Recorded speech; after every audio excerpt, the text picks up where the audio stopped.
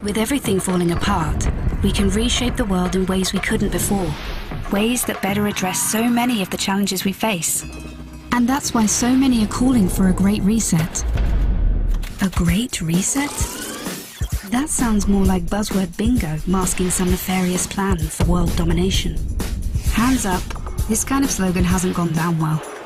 But all we really want to say is that we all have an opportunity to build a better world.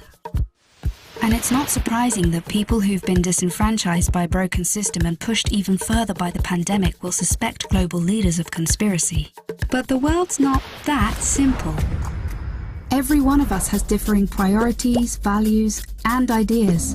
That's part of why solutions are so hard to come by, and why we all need to be involved in the decision-making.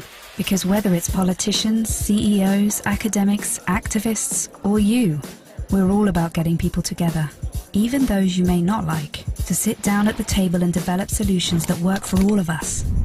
But we need enormous trust between the private sector and the public sector for this to actually work.